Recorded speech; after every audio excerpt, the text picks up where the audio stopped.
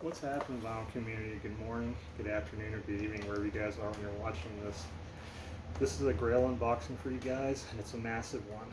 I've been anticipating this one for the better part of a week and a half, going on 2 weeks. This is an album I've wanted for a very, very long time, and can honestly never afford it. And sometimes when the vinyl gods smile on you, you just have to jump onto that opportunity because you never know if you're going to get another one. And this one got to me at the right moment. Um, I was, like I said, I was a little bit skeptical because recently I've kind of had a bad string with eBay, especially, and I've always gotten my money back, but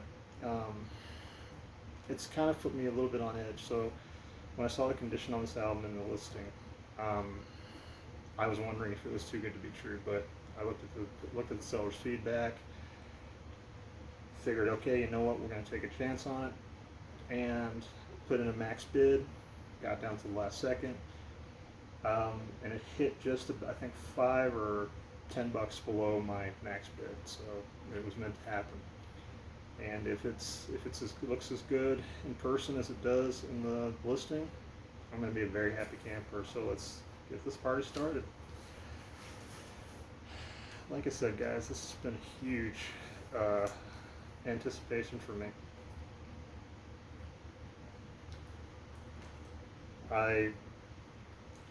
I've had a couple things come before this one, and the tracking didn't update for quite a while, and it had me really concerned.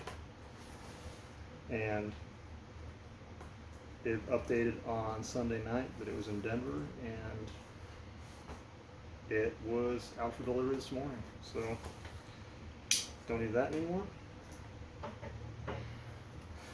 Here we go, guys.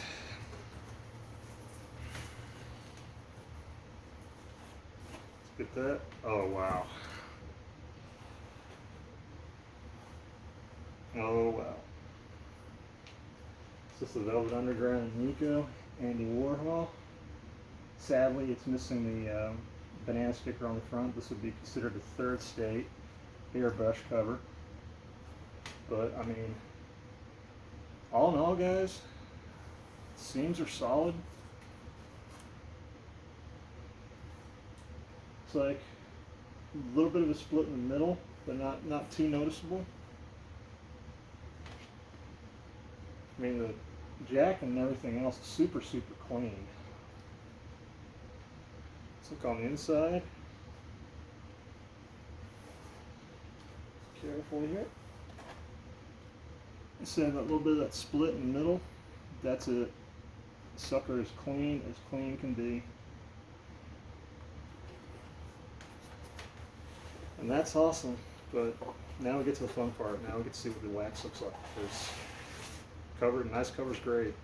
Doesn't do any good if you can't play it. Oh my Lord.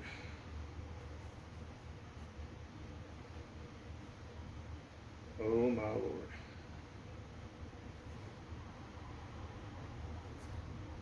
Guys, I don't know how well it's going to pick up. This sucker is clean. I gotta do, it's got a little bit of a little bit of paper debris just from being in its original sleeve. My God, guys, that is clean as clean can be.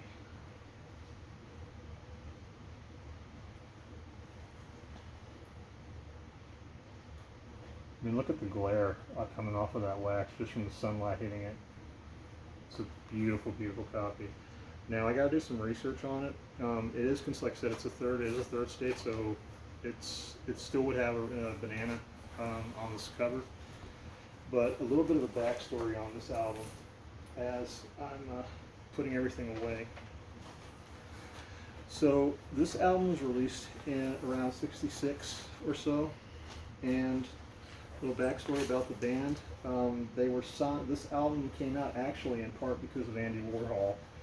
The story was that he went to the people at Verve and said, if you put this album out, I'll do the cover.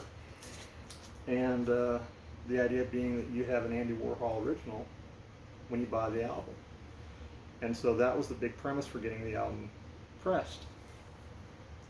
The Velvet Underground have not, were by all commercial accounts a failure. None of their albums did very well. If they didn't chart, and they broke up by 1970. Mixture of commercial failures and just inner turmoil in the band, etc. But this album has been on so many must-have lists, top lists, and everything else. And the other interesting fact about this album, which has been discussed so many times, but originally this back album had a image superimposed on the top, and if you actually turned it upside down like this, you'd see the image of a man by the name of Keith Emerson, who was just a basically an actor, not really big name or anything like that, but found out that his image had been used on the cover and tried to sue. Well, Verve just went and said, nope, we're not doing that. We're not going to give you any money. So they went in and initially they put a sticker on the back. That would be considered second state. And then the third state, which is what this one is, they just simply airbrushed over it and took the image back. But this particular album has gotten more and more valuable as time has gone on. It's getting harder and harder and harder to find a nice clean pressing of this album. First pressings, what's known as the Emerson cover, which is the image completely unaltered and everything else. A clean copy will set you back upwards of $1,000, $1,200. I've seen them as high as $1,500. So to find a clean one in either of the three states is getting harder and harder to find.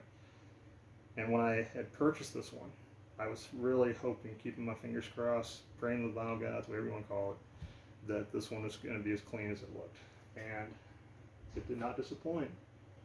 But this has been a long time coming. I am over the moon. Again, try not to rear it out in front of you guys too much, but this is a huge grail. And this will definitely be in my top 10 for the year. The only stipulation about it is that I actually can't take possession of it until Christmas time, because this is actually a Christmas present for me. It's the only thing I'm actually getting this year. But honestly, that's a fair compromise. So I'm going to clean this up, do a test play of it, but I have no doubts in my mind that this thing is going to play awesome. Put it away until Christmas. But I'm glad I got to share this unboxing and this reveal with you guys. If you like what you see, please click like and subscribe. It's been a pleasure talking with you, and we'll talk again soon. And stay tuned. I've got another massive grail coming from overseas. It's going to be here in a couple weeks. So that'll be my next unboxing. But again, hope you guys enjoyed, and we'll talk again soon.